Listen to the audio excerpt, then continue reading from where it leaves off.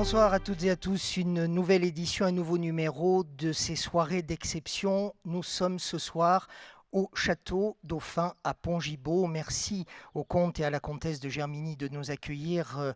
Je m'entretiendrai dans quelques instants avec la comtesse pour qu'elle nous parle de l'histoire de ce château.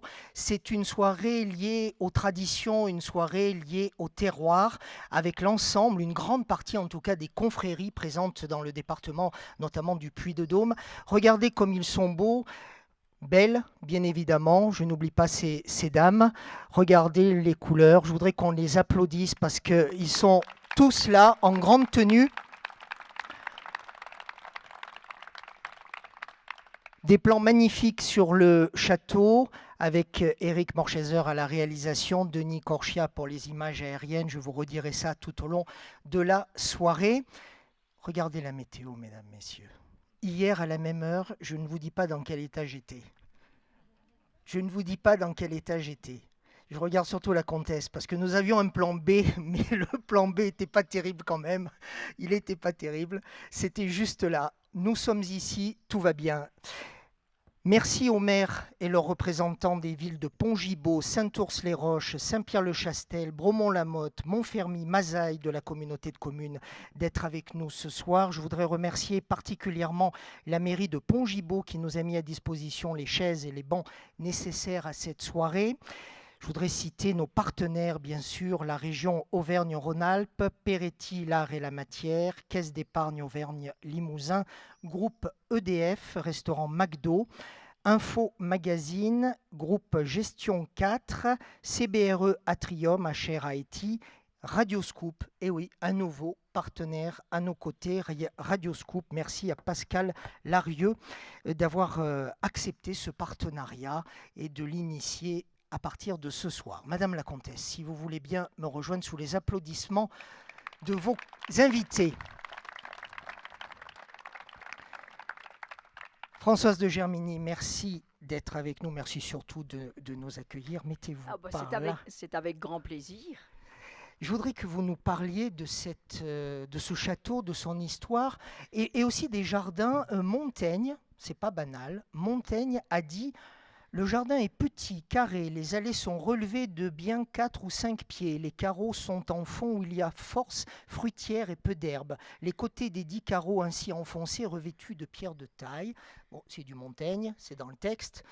Oui, mais merci Montaigne, parce que grâce à la description qu'il a faite du jardin en 1581, c'était le mois de novembre, il n'avait pas trouvé l'Auvergne très gaie, mais grâce à cette description, le jardin a été classé monument historique. Et comme vous savez, être classé monument historique, c'est une aide pour la restauration et on essaye d'en profiter. Un château qui date du VIe siècle avec des bases. Alors, disons que la ville de Pont-Gibaud remonte au VIe siècle avec la construction du pont sur la Sioule et puis un château fort de bois à l'époque qui a disparu depuis longtemps. La forteresse de pierre, elle, sa construction a commencé tout à fait à la fin du XIIe siècle, au moment des premières guerres entre les Français et les Anglais.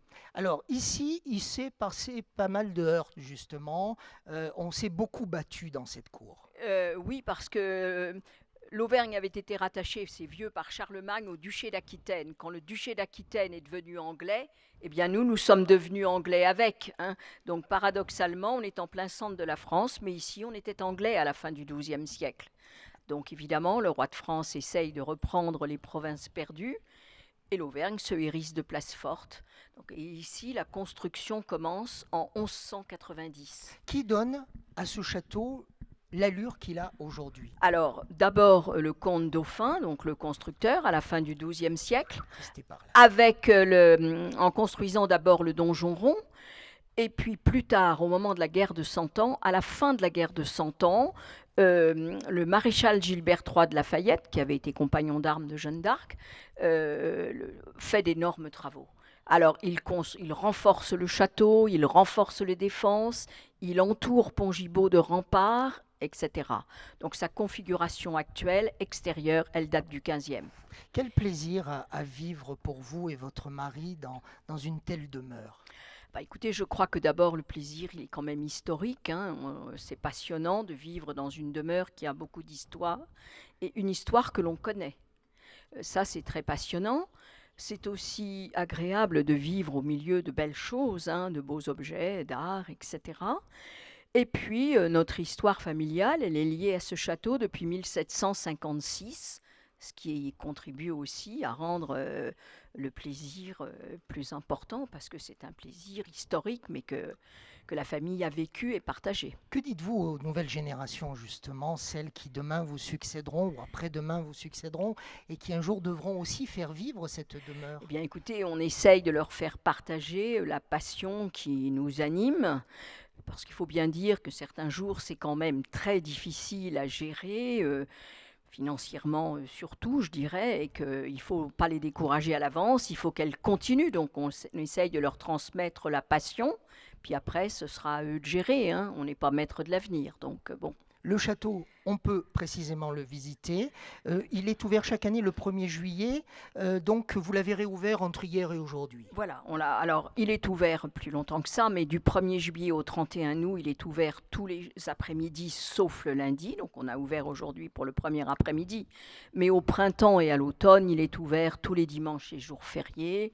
Et puis pour les groupes, toute l'année. Même le 1er janvier. Même le 1er janvier. Ça nous est arrivé d'avoir des groupes le 1er janvier. Il doit faire frisquer quand même dans le château. Oh, bah oui, fait pas la chaleur d'un appartement, mais enfin, c'est quand même tenable. Cela dit, on a eu une belle idée avec votre mari, avec Marie-Thérèse Ribeiro, nous deux, de fixer la date au 2 juillet. Parce que c'est vraiment, elle a été fixée un peu par hasard. On a ouvert nos agendas les uns les autres et on s'est dit, c'est le 2 juillet. Un dernier mot sur ce que nous découvrirons tout à l'heure et qui est également somptueux, les jardins. Oui. Alors le jardin, il est cultivé par monsieur et madame Gott, hein, qui sont nos jardiniers. On pourrait les appeler tous les deux nos chefs jardiniers, et qui cultivent ce beau jardin, vous voyez, d'une façon merveilleuse. Alors il y a la partie légumes dans les carrés en creux que Montaigne avait déjà décrit. Il y a la partie verger, mais avec des légumes et des fleurs aussi, la terrasse, le jardin d'agrément, le beau mur de roses anciennes, vous voyez, que vous apercevez là-bas, et puis toute la promenade dans le parc derrière. Le cocktail aura lieu justement dans les terrasse, jardins tout à l'heure. Merci beaucoup, Madame la Comtesse. Je vous en prie, avec plaisir.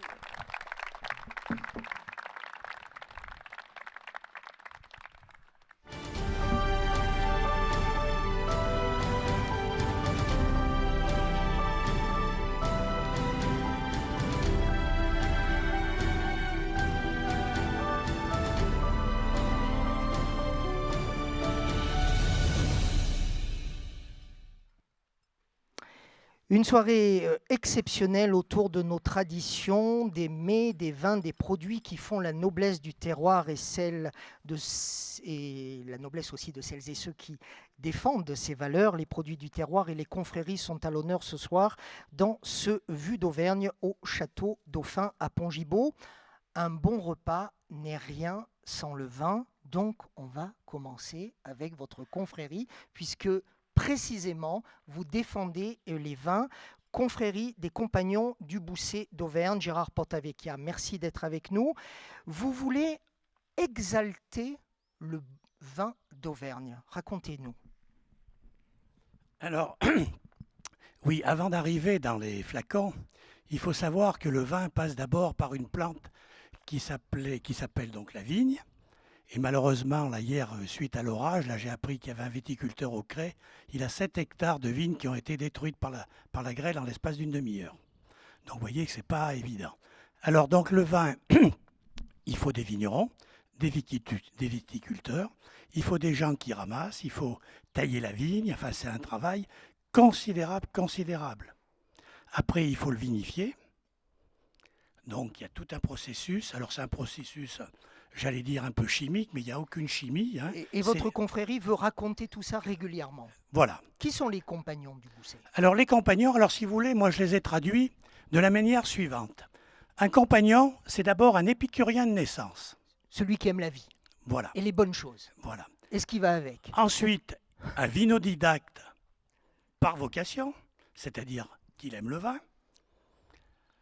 Gaméthérapeute, pinot-thérapeute ou chardonnay-thérapeute, ce sont les 3 cépages que nous trouvons en Auvergne, hein, le gamay, le chardonnay et le pinot. Voilà, selon le terroir sur lequel vous vous trouvez. Par ici, là, il n'y a pas trop de vignes. Mais enfin, dès qu'on va dans la plaine, voilà. Est-ce que le vin en Auvergne a, depuis quelques années, une nouvelle existence? Parce que moi, je me souviens, maintenant je suis plus un jeune journaliste, je me souviens que les premiers sujets que j'ai fait à la radio, même à l'écrit d'ailleurs, pour un journal, il y a 25 ans, à force de dire 25, c'est un peu plus maintenant, je me faisais violence pour pas dire que le vin d'Auvergne n'était peut-être pas à la hauteur, parce que c'est ce qu'on nous disait à nous les journalistes. Aujourd'hui, vous nous dites quoi? Eh bien, de le goûter. Ah bah Alors, ça, il faites-moi faut, alors, confiance, il est c'est vrai, fait. Ça, c'est fait. Mais c'est vrai alors, qu'à l'époque, on ne nous disait pas de le goûter. Ça, oui. c'est vrai. Alors, il faut savoir que pourquoi le vin d'Auvergne a eu cette réputation dans le passé, c'est qu'à l'époque de l'industrialisation de la région, Michelin a embauché à tour de bras donc des gens qui étaient soit des petits vignerons, des viticulteurs, des choses comme ça, et ils faisaient leur propre production. Mais le vin à l'époque, c'était des cépages style direct, Bacon, oui, le Bacot. Alors si vous voulez, bon, il y a une petite légende sur le Bacot. On disait quand vous pissiez sur les chaussures avec le Bacot, ça vous perçait les chaussures, ça traversait le cuir. Donc ça, c'est fini. Ce sont des cépages, Faites voir notamment vos chaussures, oui, le, ça va. le Bacot, enfin le no, ou Noah, c'est interdit. Maintenant, il y a des cépages nobles que je vous ai cités, le Gamay, le Pinot et le Chardonnay. D'ailleurs, le Chardonnay, il faut savoir que le pays volcanique dont nous sommes tous issus, ici présents, c'est un terroir de blanc. Le blanc se magnifie merveilleusement en Auvergne. Tout à l'heure, nous aurons justement plaisir à goûter des vins d'Auvergne. Je cherche Léa Desprats. Léa qui doit être là. Voilà, c'est grâce à Léa que nous avons des vins d'Auvergne tout à l'heure pour le cocktail. C'est beau ça. Alors, c'est un cep. Ce cep a 70 ans, puisqu'il a l'âge de la confrérie. Et c'est avec ce cep que le grand maître, donc Vous, en l'occurrence. moi-même, donc ça sert à adouber donc les futurs impétrants, c'est-à-dire les gens qui rejoignent notre confrérie. Qui sont justement les personnes que vous honorez de votre confrérie? Alors, si vous voulez, bon, nous avons toutes les classes sociales, hein, depuis l'ouvrier, mais enfin, actuellement, on a une grande majorité de retraités. Mais à l'époque, quand on était tous en activité, ben, il y avait des commerçants, des professions libérales, des fonctionnaires, voilà, toutes les couches de la société. Merci Gérard Portavecchia d'être C'est moi qui vous avec remercie nous ce soir. Merci beaucoup. de nous avoir accueillis. Merci.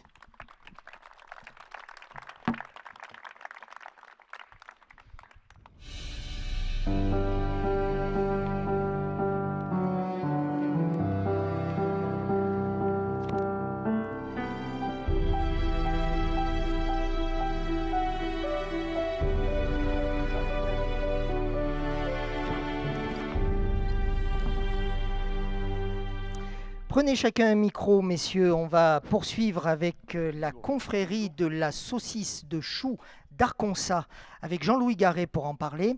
Et on va parler de la confrérie des Talmeliers du Bon Pain du Puy-de-Dôme, avec Jean-Luc Privat. On commence avec la saucisse de chou. Pourquoi Arconsa? Pourquoi Arconsa? Parce qu'elle est née là-bas, d'une part. D'autre part, pour ceux qui ne connaissent pas Arconsa, c'est aux confins de la France et de l'Auvergne. Ici commence la France, ici finit l'Auvergne. Ah ben voilà, Exactement. c'est exactement. Ah ben attendez, tournez-vous devant ma caméra là. Voilà. Non, attendez, je suis toujours perdu. Voilà, comme ça. Voilà. Donc, Voilà, c'est bon. C'est vrai que je suis plus beau de profil que de face. Vous aussi. Et donc Arconsa, si vous voulez, à la fin du 19e siècle, a eu une énorme colonie de colporteurs. Et on est pratiquement persuadé maintenant avec les recherches historiques que c'est un colporteur d'Arconsa donc, qui aurait ramené la recette de Grèce et qui aurait été accommodé à la sauce auvergnate. On suppose que c'était une saucisse faite avec des choux et du mouton. Et donc, évidemment, on y a mis du porc. Alors, elle est constituée de beaucoup de choux, 2/3 de choux blancs de la plaine et d'Arconsa, et 1/3 de sous-gorge, uniquement. C'est d'une simplicité enfantine. Mais si on Quel est déroge, votre métier c'est à plus la vous? bonne. Je suis restaurateur. Moi. Oui, donc vous êtes vraiment tombé dans la marmite alors. Oui, un petit peu, oui, c'est vrai. C'est vrai. Bah, puis alors, donc, Qui vous a appris à la cuisiner, cette saucisse de chou? alors, mais mon père, bien sûr, tout d'abord, qui était aussi restaurateur, mais il m'a aussi surtout appris à la faire. comme tous les parents d'Arconsa ont appris à faire à leurs enfants, et ça continue, et il s'en fait des tonnes chaque année. Et quel est l'intérêt aujourd'hui d'être membre d'une confrérie et de valoriser justement ce mets traditionnel? Bien sûr, alors l'intérêt il est énorme, c'est que quand j'ai créé la confrérie c'était en août 2000, donc ça va faire 20 ans l'année prochaine.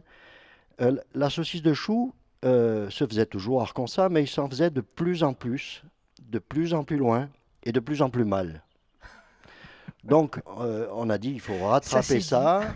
Mais non, mais c'est vrai. Et bon, là, c'est-à-dire qu'on ne mettait plus les mêmes proportions, on ne mettait plus le même assaisonnement. Et voilà, donc ça n'a plus rien à voir. On ne mettait plus de la sous-gorge, mais de la poitrine. Quand on n'avait pas assez de poitrine, on mettait encore autre chose. Enfin, vous voyez, Ah, oui, oui. c'était devenu un peu des merguez. Une magouille qui vous plaisait pas. Pas du tout. Et donc, on a ramené le produit à Ça me rappelle le son lieu film La d'origine. traversée de Paris, ce que vous êtes en train de dire. Oui, Je sais pas oui, pourquoi. oui. Certains, Bon. je vois que certains d'entre nous ont les mêmes valeurs. Ben, c'est un petit peu ça, parce qu'après, on est parti avec nos valises. Et puis, Ah ben voilà. et puis pour aller faire Janvier, nom de Dieu. Hein Vous vous 37 rappelez rue de Boliveau, bien sûr. Voilà. Ah ben, c'est culte. Moi, je l'ai vu au moins 20 fois.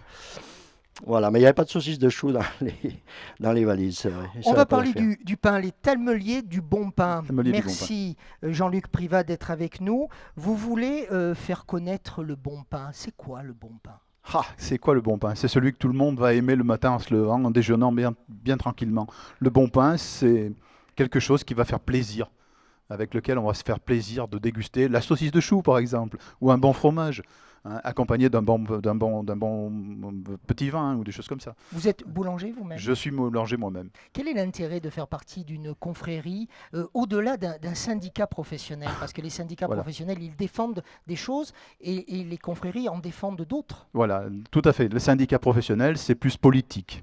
Nous, la confrérie, nous avons créé cette confrérie maintenant il y a 25 ans, c'est sa 25e année cette année, hein, et nous avons créé cette confrérie pour apporter auprès des artisans, auprès du public, une autre manière de voir le pain. Déjà par notre tenue qui ressemble à la croûte du pain, par nos couleurs, et les plumes qu'on a sur le chapeau sont les flammes du four. Hein. Donc c'est les notre flammes du tenue four. a déjà le rapport au pain. Donc, et puis c'était d'apporter auprès du public la bonne parole, de par le monde des confréries, l'amitié, la convivialité. Donc nous participons et nous faisons de temps à autre des fêtes du pain dans certains villages où il y a des vieux fours banaux qu'on appelle.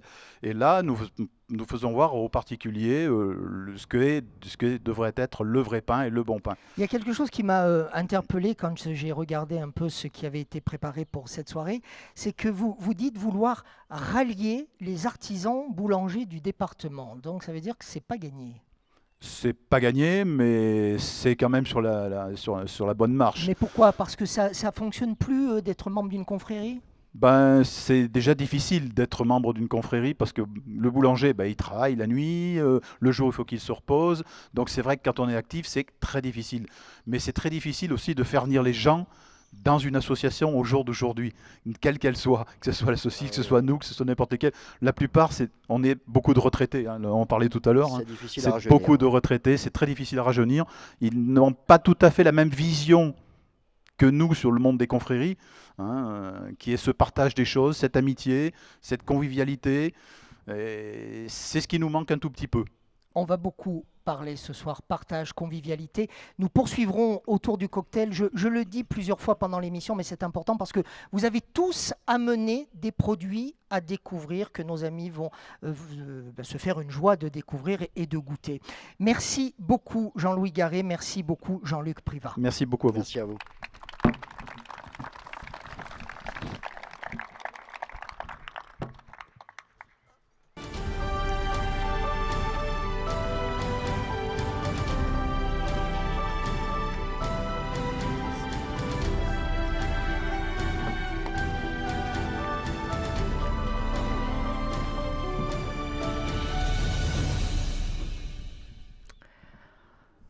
Prochaine séquence avec Olivier Jacob qui représente la Caisse épargne Auvergne-Limousin, qui est un des partenaires de Vue d'Auvergne, car sans partenaire, pas possibilité pour nous, bien sûr, de monter toutes ces soirées. Vous avez reçu, mesdames, messieurs, je m'adresse à vous dans le public et puis bien évidemment à vous qui nous regardez, on vous les donnera un petit peu plus tard. Vous avez reçu cette plaquette. Il s'agit d'une présentation du club VIP Vue d'Auvergne, soirée d'exception et de toutes les modalités nécessaires à l'inscription à nos soirées.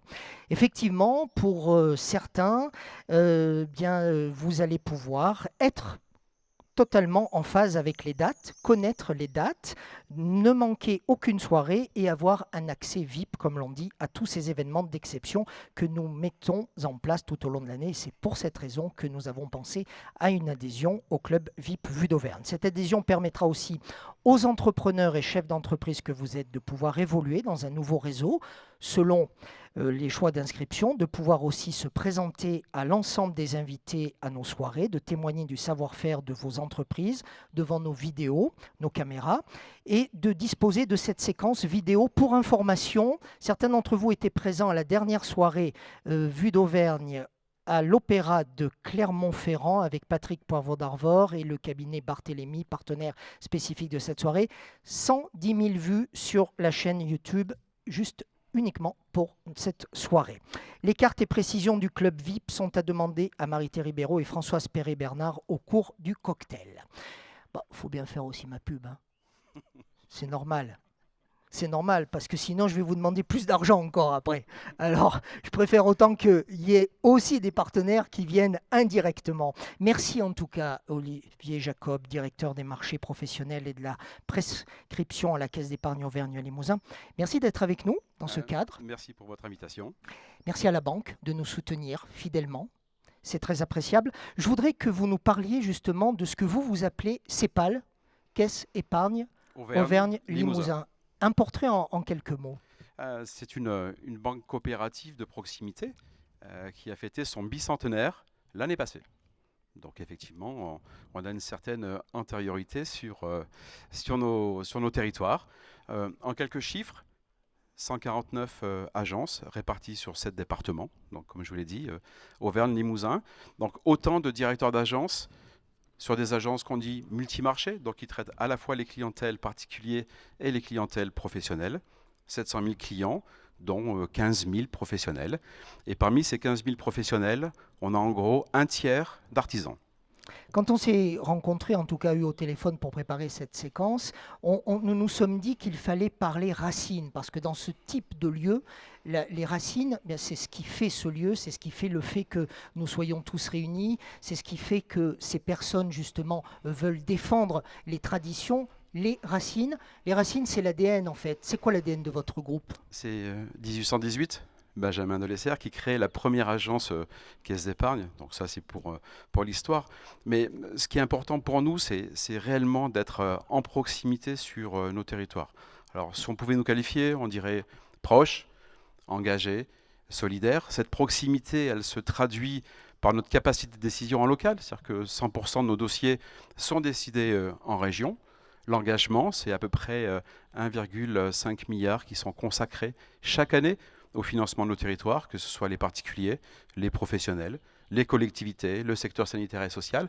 Et chaque euro est investi, comme le dit souvent mon patron, non pas à Kuala Lumpur, mais sont investis en Auvergne et Limousin. Et on peut parler aussi de l'expertise de vos conseillers. Et l'expertise, parce qu'on y consacre effectivement beaucoup d'investissements, que ce soit de l'investissement en termes de finances, mais surtout de compétences. Ce qui est important pour nous, c'est que vous ayez à chaque fois des interlocuteurs qui soient en capacité de pouvoir vous accompagner sur chacun de vos projets.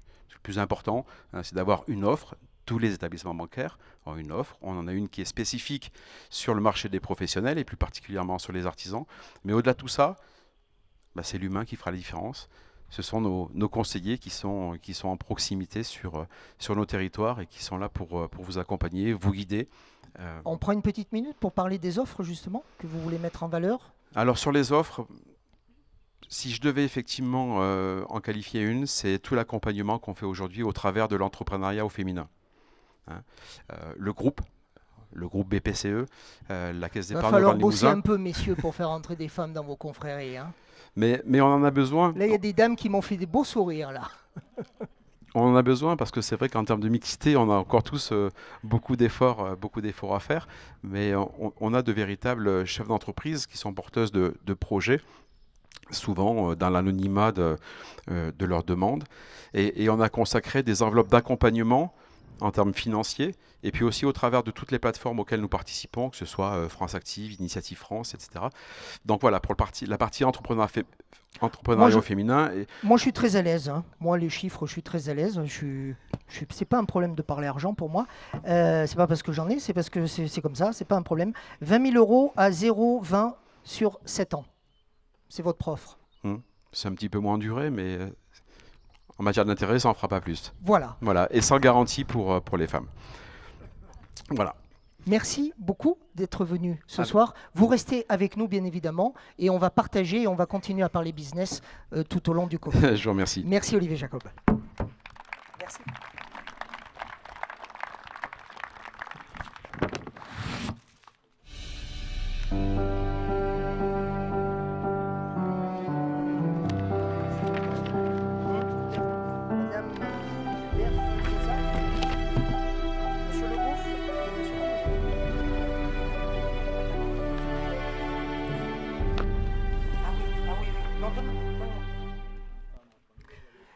Bonsoir madame, bonsoir messieurs. Prenez chacun un micro.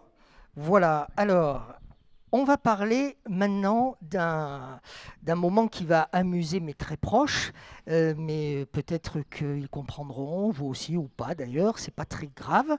On va parler fromage et je me dois de faire l'exaltation du fromage et de vous amener à parler des bienfaits du fromage. Voilà, alors on va commencer avec, certains ont compris, on va commencer avec l'ordre des gourmandins et gourmandines des fromages d'Auvergne avec Yolande Berzosa. Vous voulez œuvrer à la défense des fromages dans leur ensemble. Oui, mais parlez-nous des fromages d'Auvergne. Voilà, normalement, notre confrérie qui s'est construite en 1985, à Villeneuve-d'Entraigue était pour défendre les 5 fromages AOC à cette époque.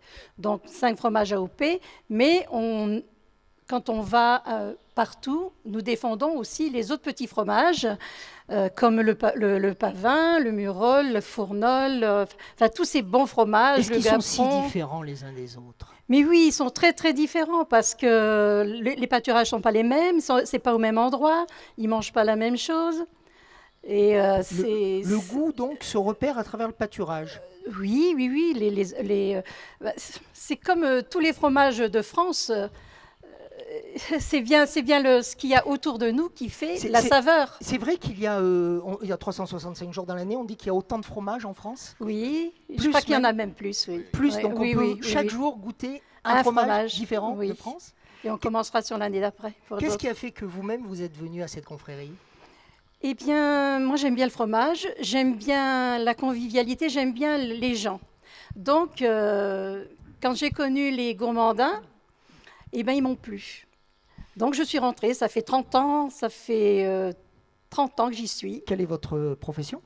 Maintenant, je suis retraitée. De quel secteur? Eh bien, j'ai fait un petit peu plusieurs métiers. Hein. J'ai commencé en travaillant chez Michelin, puis après, j'ai tenu un restaurant.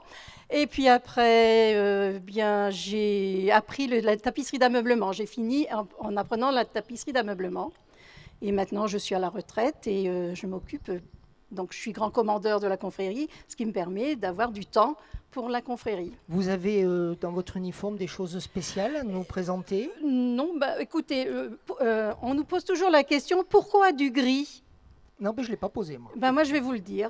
J'ai dit le gris, ça ressemble à la pierre d'ici, la pierre de Volvic. Regardez le château. Voilà, c'est cette pierre. Le rouge, c'est les flammes du cratère. Là, c'est la capote du berger. Puisque nous défendons les fromages, donc on est obligé de défendre les gens qui font le fromage. Donc les bergers qui déjà gardaient les bêtes et tout, et qui faisaient leur fromage dans les burons. Et le chapeau, c'est le chapeau du berger. Voilà, le chapeau auvergnat. Il vous va très bien, Merci. votre chapeau, avec votre mèche de cheveux, là. C'est très gracieux. Jean-Louis Pignot, vous représentez le grand maître François Barra, empêché ce soir, le grand maître de la commanderie du fromage Saint-Nectaire. Alors, c'est pas tout à fait la même chose. Là, on parle d'une commanderie. Tout à fait. Donc, le mot commanderie est davantage lié à un territoire. Un petit peu, on peut penser aussi au bailliage. Donc c'est la petite différence qui existe entre la confrérie et la commanderie, mais les finalités sont les mêmes. Pourquoi ce chapeau? Alors le chapeau... Parce qu'en fait, il rappelle quelque chose de très contemporain, à l'inverse de votre cape. Voilà, alors je dirais un mot sur le chapeau, qui se veut être un chapeau auvergnat, mais je serai plus précis sur la cape et les couleurs le ruban argent et le bleu. Donc c'est le bleu des armoiries du maréchal de France de Saint-Nectaire, qui, en son temps, sous le règne de Louis XIV, a eu la bonne idée de monter du fromage de Saint-Nectaire. Saint-Nectaire s'écrivait pas comme ça, je le précise. Et il a eu la bonne idée, par conséquent, de faire connaître auprès du roi Louis XIV. Et ça a eu un effet multiplicateur, parce qu'à partir de ce moment-là, une fois qu'il a été connu à la table de la cour, tout le monde s'est arraché, entre guillemets, ce fameux fromage. Saint-Nectaire et la fameuse eau des rois, Également. la Châteldon. Tout à fait. Je le oui. savais pour Châteldon, je ne savais Oui. pas pour le Saint-Nectaire. Alors, le Châteldon, donc, puisque aujourd'hui, depuis quelques années, on est dans une région où on est dans une grande région, mais on se voulait aussi de dire que le Massif central en général, et plus précisément les régions dont on cite, que c'était le château d'eau de la France, avec toutes les belles productions d'eau actuelles, que ce soit du côté de Vichy ou de Châteldon, etc. Qu'est-ce qui vous plaît, vous, en étant membre de cette commanderie? Eh bien, écoutez, d'abord, les rencontres que nous faisons, puisque nous faisons globalement une quarantaine de sorties chaque année, et puis aussi les gens que nous rencontrons, les personnes d'horizons différentes, et aussi au sein de notre commanderie, les personnes d'horizons professionnels et sociaux complètement différents. Nous avons en notre sein des producteurs qui, par conséquent, savent de quoi ils parlent, puisque je vous rappelle qu'il faut 13 litres de lait pour produire un Saint-Nectaire, et qu'au sein de notre commanderie, nous avons des membres qui sont au sein de commissions pour justement valoriser et donner des prix tous les ans, chaque année. Donc ça se trouvera cette année à Orcival le 28 juillet. Donc c'est ce qu'on appelle le grand concours qui remet les médailles sur les meilleurs affineurs, les meilleurs fromages et toutes des critères qui sont très stricts pour justement perpétrer la qualité de ce divin fromage. Et les traditions, et vous êtes bien sûr en grand uniforme, Tout à fait. ce qui est naturel. Merci, Monsieur Je vous en Pignot, prie. d'avoir Merci à été vous. avec nous. Thierry Le Gouff, alors j'ai souhaité, ça me paraissait naturel, vous faire intervenir dans cette séquence, parce que précisément, vous êtes sur la partie fromage, la confrérie de la truffade. Vous voulez matérialiser, dites-vous, une identité culinaire à travers la truffade. Ça veut dire quoi? Ça s'organise comment? Il est évident que la truffade en Auvergne reste le plat emblématique de l'Auvergne, du Cantal et bien sûr maintenant de notre grande région. Il est bien évident que dans tous les restaurants qui peuvent être ouverts sur la périphérie, on rencontre la truffade. Et c'est vrai que cette préparation, qui est devenue maintenant une confrérie de défense, est une préparation assez spécifique avec des produits tout à fait, on va dire, de très bonne qualité, puisqu'on travaille avec des pommes de terre de la Limagne et on travaille avec de la tome fraîche de Cantal pour faire cette préparation. Alors on dit que c'est un plat d'hiver et pourtant la truffade, et pourtant vous faites une grande fête le dimanche 21 juillet cette année, mais c'est le deuxième chapitre ou deuxième fête de la truffade à chaque fois. Tout à fait.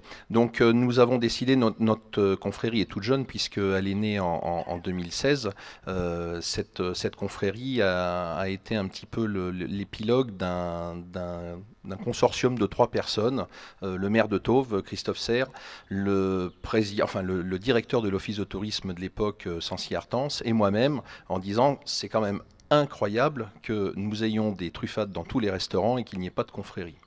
Donc on a imaginé l'idée de pouvoir monter cette confrérie, ce qu'on a fait.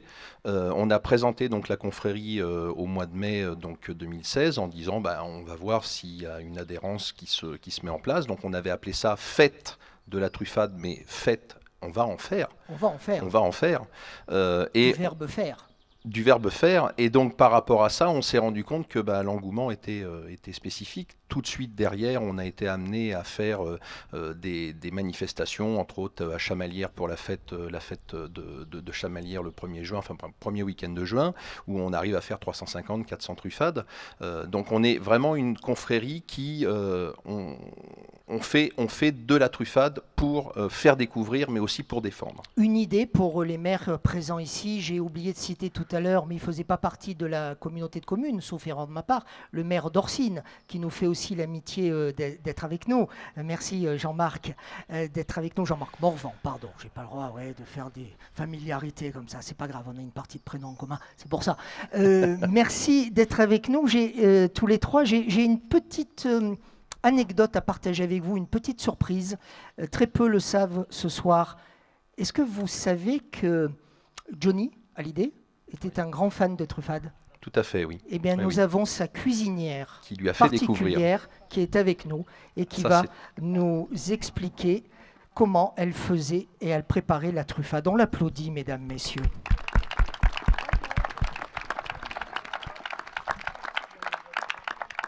Venez. Venez, Jacqueline. Jacqueline Benoît, mettez-vous entre nous. Voilà, mesdames, messieurs, je vous présente une personne. Mettez-vous bien ici, mettez-vous là. Voilà, Jacqueline Benoît, je suis très heureux de vous avoir rencontré. Merci de m'avoir invité. Un petit peu par hasard. D'accord. Vous avez écrit ce livre génial, Les recettes préférées de Johnny, avec une préface de sa fille, Laura Smet, qui, je vais lire un passage parce que je trouve que c'est très touchant. Donc c'est Laura Smet qui parle. Quand, petite fille, j'arrivais le week-end chez mon père, ma joie était immense de retrouver Jacqueline et j'étais toujours rassurée de la savoir auprès de lui le jour, mais aussi parfois la nuit. Parce qu'en fait, notre chanteur préféré, il mangeait beaucoup la nuit. Ben oui, c'est-à-dire que c'était l'habitude. Alors, racontez-nous... C'est-à-dire j'habitais chez lui. Oui, c'était plus pratique pour faire la cuisine. Racontez-nous l'anecdote de la truffade. Et oui, alors, c'est vrai qu'il dormait souvent le matin et après la nuit, il n'était pas pressé d'aller se coucher, bien sûr. C'était souvent des nuits agitées. Et donc, un jour, il m'a téléphoné à 2 h du matin et il m'a dit j'ai envie de manger une truffade. Et à 2 h du matin. Comme il adorait les farces. Ça amuse Thierry Le Gouffre. Comme il adorait les farces, il m'avait dit qu'il était 8 h du matin, comme si j'étais en retard pour arriver dans la cuisine. Et finalement, c'était vraiment 2 h du matin. Et donc, je suis descendue en peignoir et je me suis mis à faire une truffade. Il faut combien de temps pour faire une truffade? Il faut quand même une petite heure, peut-être, une demi-heure. Thierry, vous confirmez? Oui. Voilà. Et pendant ce temps, Johnny attendait? Il vous téléphonait? Il était dans le salon, il attendait. J'ai préparé la truffade et j'avais toujours de la tome sous la main. C'était quoi son plat préféré? C'est-à-dire, il adorait les pommes de terre en toutes sortes. Un vrai Français, forcément, en fait. Moi, après, je lui avais fait connaître le Cantal. Et quand je venais voir mes enfants, je revenais toujours avec du fromage. Et après la truffade, il a toujours adoré. Et donc, il me demande ça comme ça. Alors, je lui prépare. Et après, une fois qu'elle a été prête, il m'a dit, vous n'allez pas me la laisser manger toute seule. Et donc, vous avez partagé à 3 h du matin? Voilà, la nuit, à manger la truffade au salon avec Johnny. Ça crée des liens, forcément. Oui, voilà, c'était quand même un peu exceptionnel. Pourquoi avoir souhaité... écrire ce livre?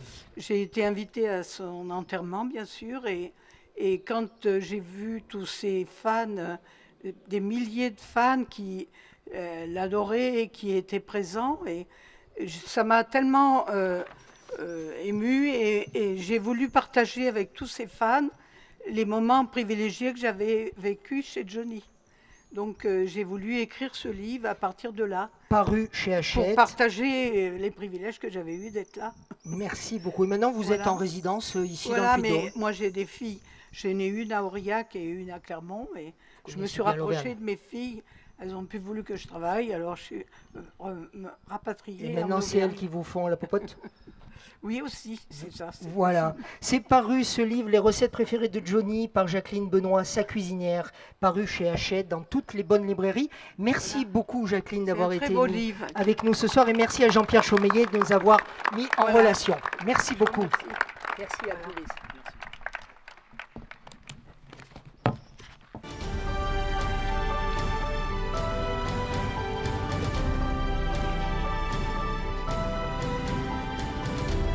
Jackie Genex et Maurice Deschamps.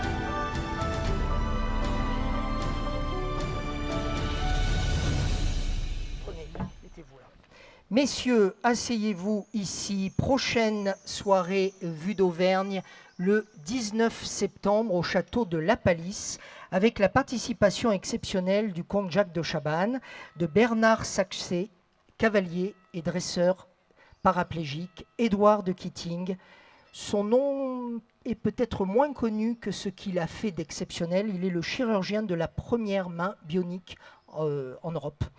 Nous serons autour de la notion d'équilibre de vie et nous aurons Gilbert Montagnier qui viendra en voisin du château de La Palisse et qui nous fait l'amitié d'être avec nous. Il nous l'a promis. On espère que l'ensemble de ces concerts lui permettra d'être avec nous le 19 septembre prochain. Jackie Genex, confrérie des croqueurs de la pomme d'Auvergne. Maurice Deschamps, confrérie de la myrtille. Alors, on va parler de la pomme. Qu'est-ce qu'elle a de... Prenez le micro, s'il vous plaît, Jackie. Qu'est-ce qu'elle a d'exceptionnel, cette pomme, ici en Auvergne? C'est une des premières pommes qui étaient cultivées en France, si je puis dire. C'était la Canada blanc et Canada gris, ces deux variétés. Ces deux variétés, bien sûr, elles manquent un peu d'aspect. Elles en ont souffert parce que vous savez que l'on achète avec les yeux. Ah, ça veut dire quoi, ça? Ça veut dire quoi? Ça veut dire que forcément... vous avez un regard un peu vif en me disant ça. Il faut goûter quand même. Hein. Oui, donc attendez. Comme Ève. Il faut la goûter. Il faut goûter Ève? Il faut goûter dans la pomme. Ah, pardon. Ah oui, il faut faire comme Ève. Oula, il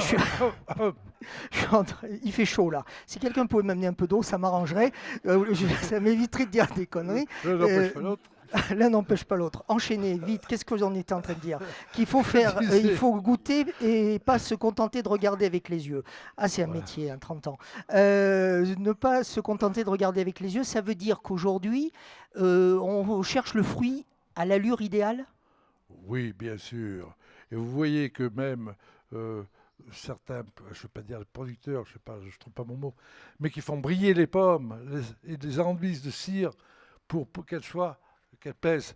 Mais ce n'est pas que la pelure, la forme extérieure de la pomme, c'est ce qui est à l'intérieur.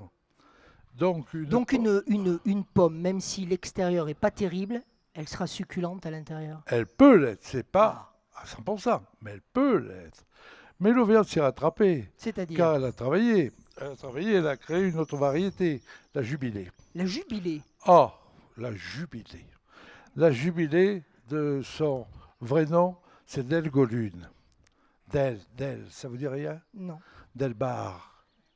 Delbar, qui est aussi, pas auvergnat, bourbonnais. Hein. Bon, ne confondons pas. Il a découvert cette pomme. Merci qui est de un me assemblage souffler parce que... Delgolune, donc Delbar, Golden, car dans toute variété moderne, il y a de la Golden. Et ensuite, une variété néerlandaise, et ça fait de pommes qui, pour moi, est extra. Elle a toutes, presque, je ne veux pas dire, parce que les boulangers, des fois, ils ne sont pas d'accord avec moi, mais presque toutes les qualités.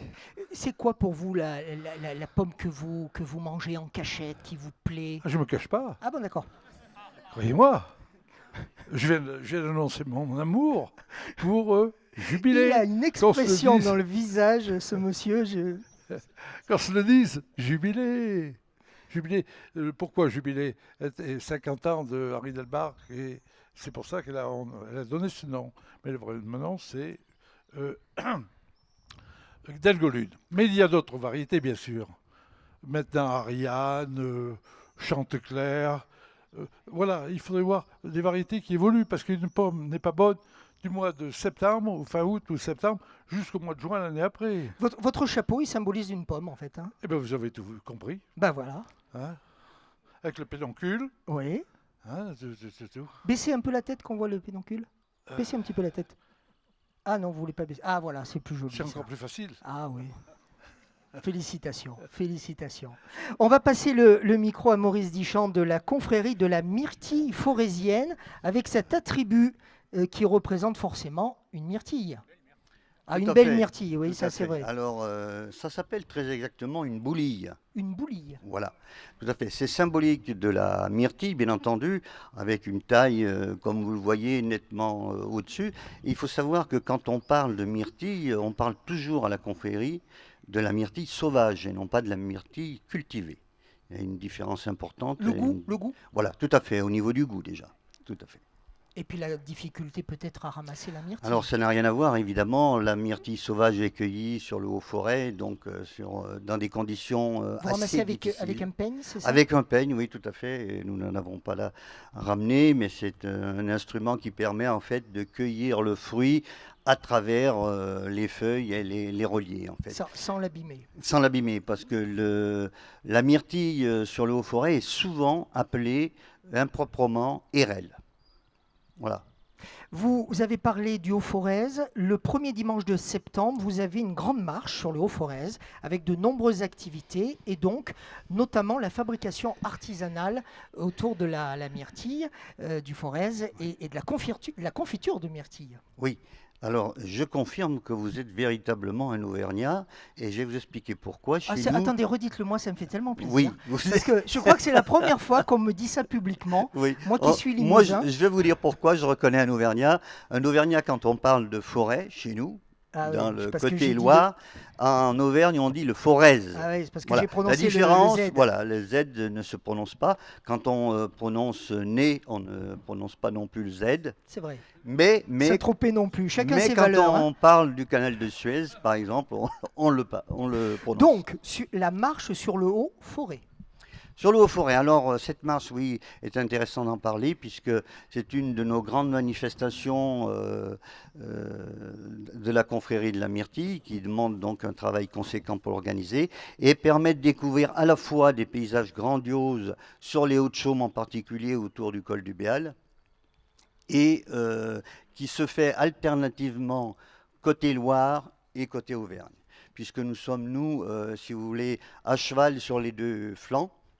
Et nous représentons en fait toute la région Auvergne-Rhône-Alpes et non pas seulement l'Auvergne ou le côté ligérien. Qui vient aujourd'hui dans vos confréries, dans votre confrérie? Alors dans nos confréries, il vient des personnes qui veulent protéger et perpétuer la cueillette de la myrtille telle qu'elle se pratiquait il y a des dizaines, voire des centaines d'années. C'est-à-dire sans arracher le plant, sans gaspiller et détruire en fait le fruit sauvage. Merci beaucoup Jackie Genex, merci beaucoup Maurice Dichand d'être venu nous parler. Myrtille et pommes, c'est presque le dessert de notre repas ce soir. Surtout que la pomme d'Auvergne, elle est belle à voir, bonne à... Merci. Voilà, bravo aux confréries amis qui ont soufflé. Merci Anvers, messieurs. c'est la reine de nos vergers.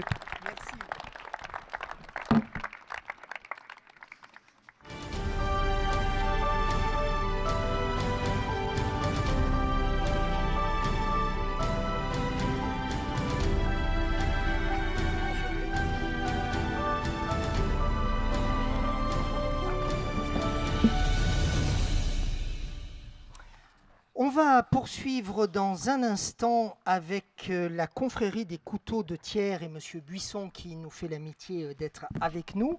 Mais je voudrais vous parler d'un livre que nous aimons particulièrement, Remarquable Auvergne, la collection Vue d'Auvergne évolue encore.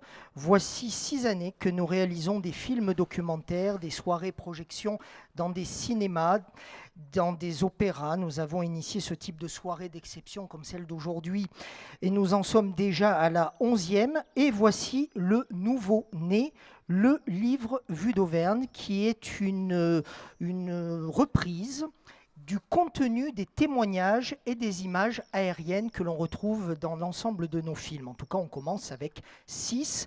L'idée Et la réalisation, je tiens à le dire, on revient à Marie-Thé Ribeiro, que je remercie vivement et très personnellement pour son implication, parce qu'elle m'a dit, il faudrait que tu penses à faire un livre. Eh bien, je lui dis, t'as qu'à le faire. Et elle l'a fait. Et voilà, elle l'a fait. Donc, merci beaucoup à elle. Elle est là. Je voudrais qu'on applaudisse son travail. Dans ce premier livre, on va retrouver La Chaise-Dieu, La Vaudieu, la ville de Châtel-Guyon. On va retrouver Vichy, le stade Marcel Michelin.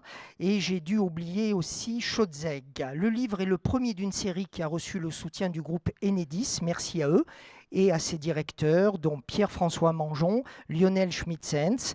Le livre est en vente ici ce soir au château par chèque ou carte bleue sans contact au prix de 15 €.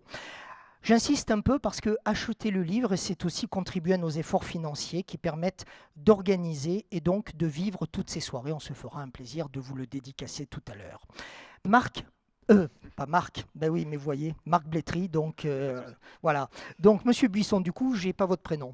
Théo. Théo Buisson, vous représentez la confrérie des couteaux de Thiers. Vous êtes venu avec d'autres de vos amis, d'autres confrères.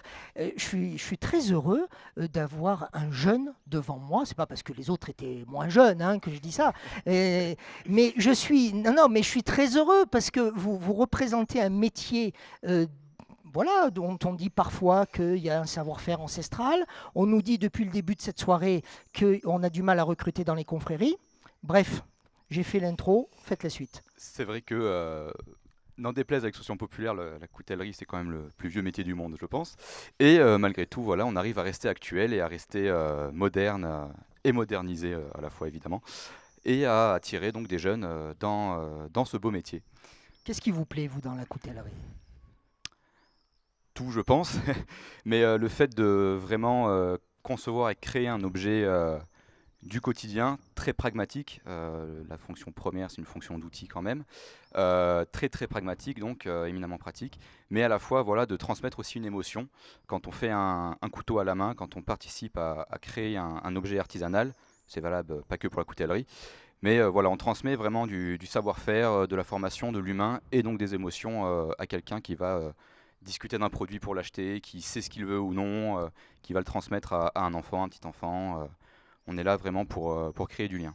Je me souviens la première fois que j'ai fait un reportage justement sur les couteaux à Thiers, j'avais été frappé de voir le nombre d'étapes nécessaires entre le moment où on prend juste ce qui n'est même pas une lame d'ailleurs, juste de l'acier, et puis le moment où on aura le couteau dans la main, qu'on va pouvoir couper le pain, la pomme ou tout ce dont on a parlé, ou le fromage bien évidemment.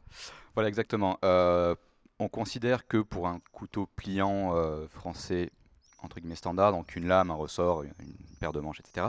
Il faut une centaine d'opérations pour aboutir à un produit fini. Tout à fait, oui. Donc ça a changé un petit peu selon le produit. C'est le même professionnel qui les fait toutes ? Alors non, historiquement le métier était très très clivé et séparé. On avait les monteurs, les polisseurs, les forgerons, etc. Aujourd'hui ça s'est un peu regroupé. Mais quand même, il y a des entreprises spécialisées, très spécialisées, donc en découpe, en traitement thermique, donc la trempe des aciers. Il y a des monteurs, il y a des polisseurs qui font vraiment des rangs plus diversifiés qu'avant, mais on reste quand même sur des métiers globalement un petit peu séparés, mais donc dans l'objectif toujours d'un produit final qui sera commun. Je vous pose la question de tout à l'heure un peu différemment. Quel est l'intérêt pour vous, à votre âge, au début de votre carrière, de faire partie d'une confrérie ? Ben, ça va être essentiellement le dialogue et l'amitié, évidemment. On est quand même sur des corporations de métier. Si on ne discute pas les uns les autres, on n'apprend pas à connaître les autres professionnels aussi facilement qu'on le fait à travers d'une confrérie. Après, c'est aussi un côté passionnel. Le but d'une confrérie va être, comme nos confrères auparavant l'ont dit aussi, de représenter le produit, le métier, de venir au contact du public pour en parler. À ce titre-là, la confrérie du couteau le Thiers organise dans toute la France et parfois à l'étranger des manifestations de montage, de démonstration où le public participe et repart avec son propre couteau. Donc il y a un côté vraiment défense d'un certain patrimoine et de certaines valeurs. On est là pour transmettre tout ça et pour éduquer le public et communiquer sur ça. Votre confrérie, elle s'appelle le Couté des Thiers. Alors ça, c'est le nom patois. La confrérie du couteau le Thiers, c'est le nom plus formel, vraiment. Vous avez amené un livre ? Voilà, la confrérie édite un livre. Ça, c'est l'édition 2013. Ah non, s'il faut le montrer à la caméra, c'est par là. Voilà. attendez, donnez-le-moi, racontez, parlez-nous du livre. Voilà, donc c'est un ouvrage collectif édité donc par l'association La Confrérie qui regroupe tous les fabricants. Bon là, il est plus tout à fait à jour, l'ouvrage date de 2013. Il y a eu quelques petits changements, mais il regroupe tous les fabricants et un exemple de leur travail. Donc il faut savoir quand même qu'on est une confrérie où on regroupe 50 fabricants, plus quelques couteliers d'art, dont certains meilleurs ouvriers de France. Voilà, c'est quelque chose d'assez dynamique. C'est pas un petit métier.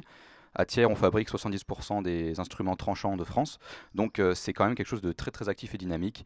Et cet ouvrage rassemble les fabricants du tiers uniquement, qui est simplement, lui, un emblème du métier, un produit commun, une ligne commune, mais qui n'est pas le seul produit de tiers.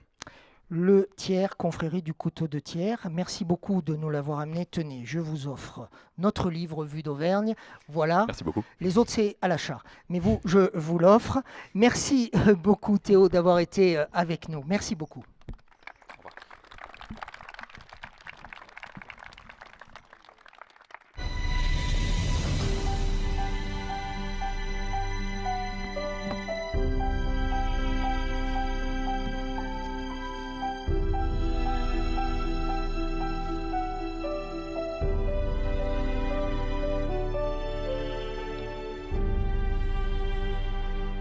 C'est pratiquement la fin de notre émission. Vous savez que ces émissions, j'aime aussi quand elles sont dynamiques parce qu'il y a aussi un autre moment très important et qui lui dure de plus en plus.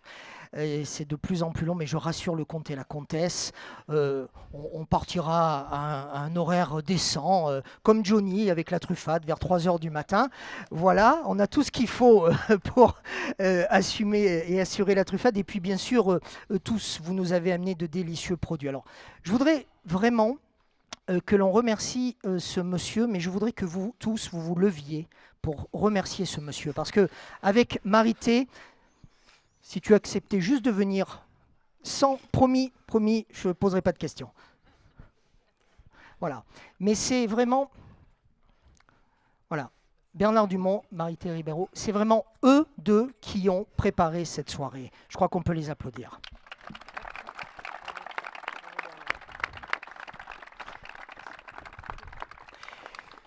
Bernard. Oui, Marc-Alexis. C'était pas évident hein, de travailler et de préparer tout ça ce soir. Alors, tout d'abord, excusez-moi pour l'émotion. Je veux vous remercier de m'avoir associé à cette... J'ai bu dedans, mais c'est pas grave. Hein. Merci. Tout à l'heure, on partagera le vin, alors ma foi. Voilà. De m'avoir associé à cette organisation. Asseyez-vous, mesdames, messieurs. Merci, cher confrère. Ça a été pour moi un honneur et vraiment un réel plaisir on va dire de la vérité. travailler avec Marité. On va dire la vérité, cette idée, elle est née au cœur de l'hiver chez un de nos amis communs, notre ami Lassalas, Jean Lassalas, lui aussi de la confrérie des gourmandins et gourmandines, c'est ça? Oui. Voilà, j'ai bien appris hein, maintenant, juste avec... c'est un sage, ben oui, forcément. Et on était autour d'un bon plat comme il sait les faire. Voilà. C'était bien. Hein. Oui. Puis on s'est dit, on va faire cette soirée. Voilà. Alors, moi, je vous remercie bien sûr pour les moments que j'ai passés, parce que d'abord, ça m'a permis, et je remercie sincèrement tous les compagnons que j'ai contactés, parce que j'ai trouvé une écoute extraordinaire. Alors, je dois dire que toutes ces confréries qui sont là représentent en gros les 24 ou 25 confréries d'Auvergne. Alors, il a fallu faire un tri, et la Marité m'a beaucoup aidé, parce qu'il est bien évident que si j'ai pu présenter toutes les confréries, il n'était pas question pour moi de faire le choix. Et donc le choix, on peut dire à peu près comment il s'est fait. En fait, vous avez des confréries comme les Compagnons, les Gourmandins, la Commanderie de Saint-Nectaire, les Talmeliers, le Couteau de Thiers. Attention, c'est toujours dangereux de faire ce que vous êtes en train de faire, parce que vous allez en oublier. Hein. Non, mais après, non, je vais... de chaud, alors, non, c'est parce que le tri, alors, c'était les confréries plus anciennes. Ah d'accord. Donc, et qui représentent des produits qui sont commercialisés. Et puis, on a des confréries très jeunes qui représentent des confréries qui défendent, comme la truffade, comme la saucisse de chou, des mets locaux, des mets de tradition, des choses comme ça. Si bien que ça fait un mixage. Mais je n'oublie pas, bien sûr, la confrérie de la mèche de Tire-Bouchon, les fins palais loisiens, La confrérie de la mèche. La mèche de Tire-Bouchon, à Saint-Rémy-sur-du-Rôle. C'est mignon ça. Il faut dire que Saint-Rémy est la oui. capitale Ah bah oui. de la fabrication de la mèche de Tire-Bouchon. Les fins palais éloisiens qui défendent la foire au vin de Saint-Éloi et qui défendent les territoires de Combrailles. L'ail de Billon, qui défend l'ail rose de Billon, qui va avoir un AOC bientôt, si je ne me trompe pas. Je pense que le Pichet Vitor de Thiers, bien sûr, qui est plus ancienne, bien sûr, que le couteau de Thiers, qui défendait les traditions coutelières et toutes ce qu'on disait les petites 4 heures de Thiers, puisqu'il y avait les fameux émouleurs qui travaillaient beaucoup, qui avaient un travail très dur, mais qui étaient bien payés, mais qui ne travaillaient pas le lundi. Et le lundi, vous aviez dans la montagne thiernoise énormément de restaurants qui étaient ouverts pour que ces gens qui travaillaient beaucoup toute la semaine puissent y dépenser un peu leur argent et se prendre du plaisir. Voilà. Merci beaucoup. Oui, pardon. Non, mais j'allais dire que c'est la fin de l'émission. Voilà, pas tout à fait. Ah bon? Voilà, parce qu'on voulait vous faire juste une petite surprise quand même. Aujourd'hui, vous défendez les confréries. Alors, il est bien évident que pour moi, faire introniser Marc-Alexis Roquejoffre par une confrérie, ça me titille un peu. Personne ne vous l'a dit. Non. Vous avez des traîtres autour de vous. Et elles sont où là et il y en a au moins 2 qui étaient au courant. Vous pouvez vous approcher, messieurs. Et comme la confrérie, j'allais pas trop me casser la tête pour la choisir. Et puis je savais, mais je crois qu'il ne faut pas le dire. Chacun ses valeurs. Hein. Il ne m'aurait pas fait le coup de la pomme ni du fromage. J'avais pensé un peu au fromage. Mais je me suis laissé dire que c'était peut-être pas le meilleur choix.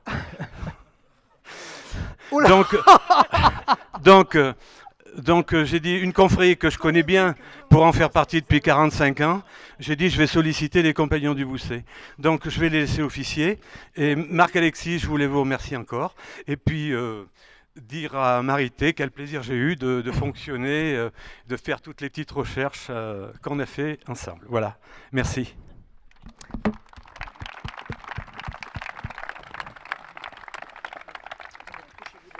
Alors c'est moi qui vais, c'est la confrérie des compagnons du Bousset qui va reprendre le flambeau.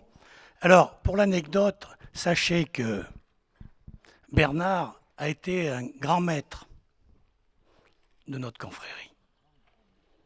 Un très grand maître même. Donc je vais laisser parler Paul Rabu, qui est notre barde en quelque sorte. Arrivé très jeune en Auvergne, Marc-Alexis a tout de suite eu des vues sur notre région. Directeur RCF pendant 25 ans, du club de presse Auvergne, journaliste aux diverses aspirations. Enfant déjà curieux, vous êtes attiré par la compréhension du monde qui vous entoure. Adulte, vous identifiez un lien avec le territoire et la personne, un beau parcours. Point commun avec les confréries, vous mettez en lumière les paysages d'Auvergne. Nous aussi, nous agissons dans le même sens en valorisant les produits d'Auvergne.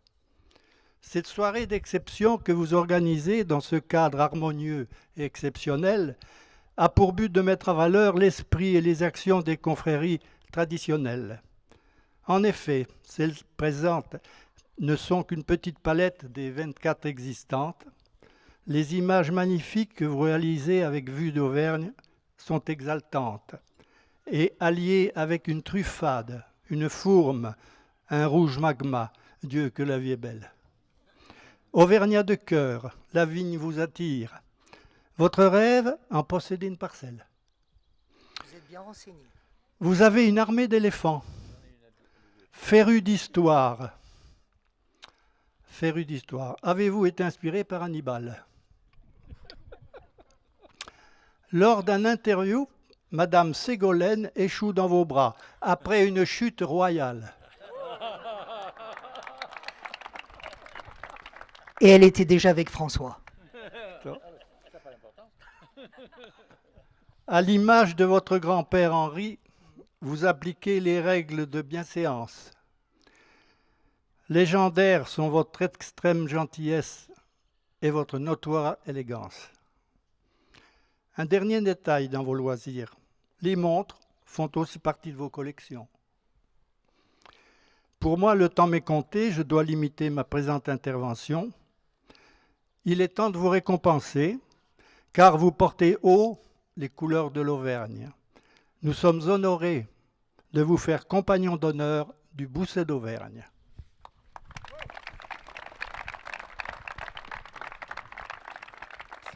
Oui, mais Paul a été rapide en besogne, parce qu'il y a un petit rituel quand même. Et nous sommes tous passés par là. Mais nous n'avons droit qu'à une seule fois à ce rituel. Donc, Marc-Alexis va déguster un rosé, donc un rosé de Coran d'Auvergne. Ah, t'aurais pas dû le remplir comme ça. Il va en mettre partout. Voilà. Alors, une fois qu'il aura satisfait à ce rituel, il tournera le tassou.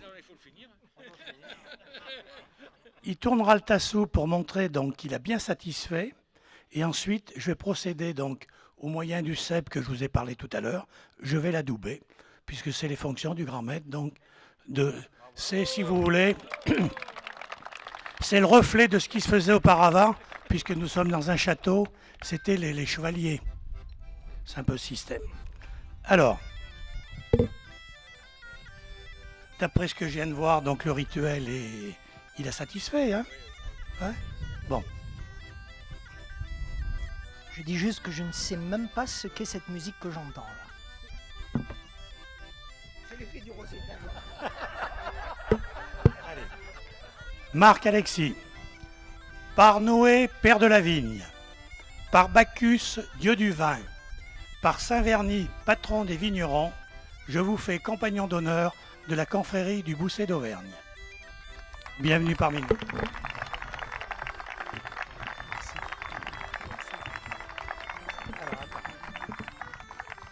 Alors je vais lui remettre donc le petit...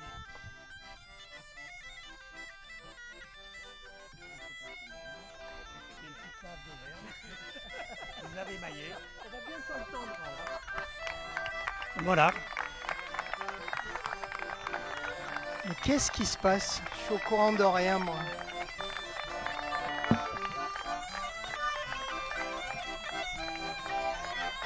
Alors, voilà. Alors, on lui remet le diplôme.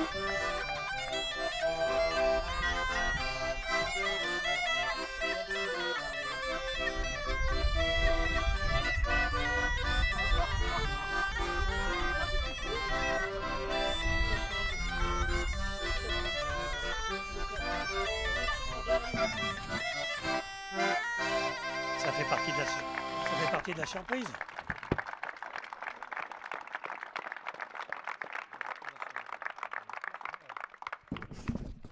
Alors là, il faut que je retrouve mes esprits. Un petit coup de rosé, oui. Il faisait que 13 degrés 5. Hein. Sylvie Pulès est avec nous. Mais je la reconnais comme ça, quoi, parce que j'étais pas du tout... Alors là, c'est encore une autre surprise. Alors attendez, je sais pas où il faut que je retrouve mes esprits. On la met devant quelle caméra? Où on veut. Bon, très bien. Alors... Bon, ben c'est très bien que vous soyez là, mais qu'est-ce que vous faites là? Je suis venue vous faire une surprise. Voilà, j'espère que la surprise est agréable. Ah oui. Et tout ça, c'est de la faute de Marité, en fait. Un jour, toi, je vais te faire une surprise en public. André Verschuren. Qui était mon parrain, oui, effectivement. Parlez-nous un peu de votre travail, l'accordéon. Vous êtes une grande spécialiste de la musique par l'accordéon. Eh bien, écoutez, j'ai fêté donc cette année à l'Alhambra, à Paris, mes 35 ans de carrière. En témoigne cet accordéon que j'ai avec moi, puisque cet accordéon a 35 ans. Je l'ai eu donc à l'âge de 12 ans pour mon premier bal, que j'ai fait en 1984, donc avec mon papa, dans un petit village du Cantal, pas très loin de Pierrefort, où je suis née. Voilà. Je retrouve mes esprits. Vous me dites si je me trompe, mais vous avez fait l'Olympia. Oui, j'ai fait l'Olympia 2 fois. C'est ça. 2 fois, je ne savais pas, mais vous Voilà. avez fait l'Olympia. Ouais. J'ai eu le plaisir de faire l'Olympia 2 fois, comme André Verschuren d'ailleurs, mon parrain. Et ben, pour la petite histoire, je suis la seule femme à avoir fait l'Olympia. Voilà.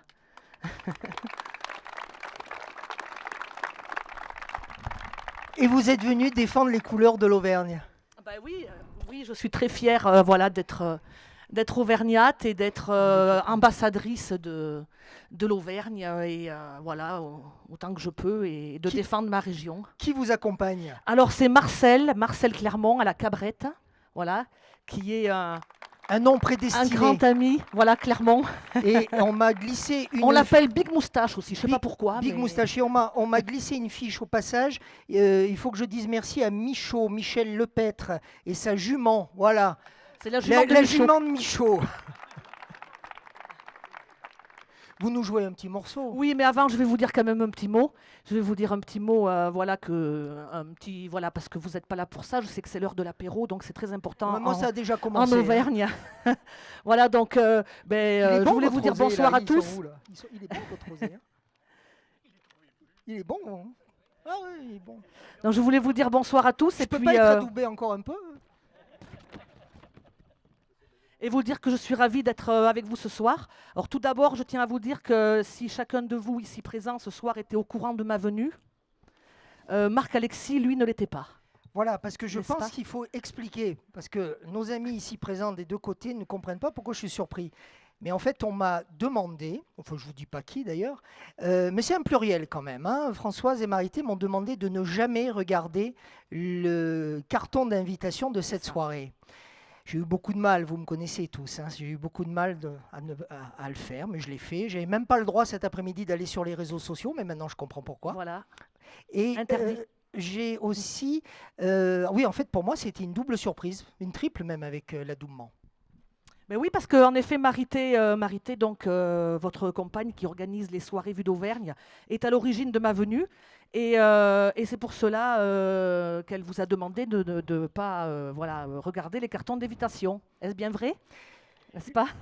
Je vais même dire quelque chose en regardant Alain Martel. Alain ne sait pas, mais on s'est croisés. Enfin, j'ai baissé les yeux. On montait dans le même train à Paris il y a 3 semaines. Et je me suis dit... Alain a reçu l'invitation ce matin, je le sais parce qu'on m'a dit que les invitations étaient parties. S'il me croise, il va me dire plein de choses liées à l'invitation, donc j'ai changé de wagon pour pas que Alain puisse me parler. Bonne initiative, voilà.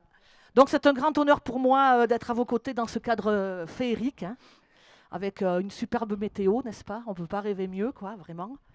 Et aujourd'hui, Marc-Alexis et toute l'équipe de Vues d'Auvergne posent leurs caméras au Château Dauphin. Et cette émission met en valeur le patrimoine et ceux qui le font vivre. Et c'est très important. Alors, je salue les différentes confréries d'Auvergne que j'ai l'honneur d'accompagner en musique, n'est-ce pas? Et avec mon ami Marcel à la Cabrette, qu'on peut applaudir, Marcel Clermont. Alors, fidèle à ma devise, qui est la tradition sans modernité est stérile, la modernité sans tradition est aveugle. Je vous souhaite une très belle soirée et je remercie encore Marc-Alexis et Marité pour leur accueil et leur immense gentillesse. Merci beaucoup. Alors, ce que je vous propose, c'est que je remercie quand même les différents partenaires et personnes qui m'ont aidé à organiser, qui ont organisé seuls cette soirée, plus exactement. Et puis ensuite, je ne sais pas si le micro fonctionne, et ensuite on ira tous ensemble au cocktail, puisque... Vous nous ferez un petit morceau d'accordéon pour nous accompagner jusqu'au cocktail? Avec grand plaisir. Bon, on profite ensemble de la calèche, nous? Bah écoutez, peut-être pour faire quelques mètres, parce que je crois que la calèche... elle ne peut pas, mais c'est pas grave. Alors, je voudrais tout remercier Éric Morchaiser, Grégory Lomb, Alexis Baudouin, Denis Corgia, à qui l'on doit les magnifiques images du château, les images aériennes que vous avez vues, Françoise Perret-Bernard, Pauline Coquelin, Bernard Dumont, Mathilde Grivel, Je voudrais remercier Claire Baudouin. Je voudrais remercier aussi Cyril Joal, que nous allons découvrir maintenant, qui est du restaurant Le Mono au Lac Chambon et qui nous fait l'honneur d'être avec nous ce soir pour le cocktail. Nous avons aussi initié une nouvelle chose dans nos soirées, un photocall avec les logos de chacun de nos partenaires afin de prendre des photos. Je remercie Jean-Edern Maznon d'être avec nous, qui est un des partenaires à travers Gestion 4, le groupe Gestion 4. Merci Jean-Edern d'être avec nous. Vous allez pouvoir faire toutes les photos que vous souhaitez, les photos de Sylvie, les photos des compagnons. Vous les postez sur les réseaux sociaux, ça nous permet aussi de concourir à l'ensemble de notre travail. Alors un merci particulier à Marité, mais bon, elle est déjà en train de préparer la suite. On monte dans la calèche. Merci à tous, au revoir.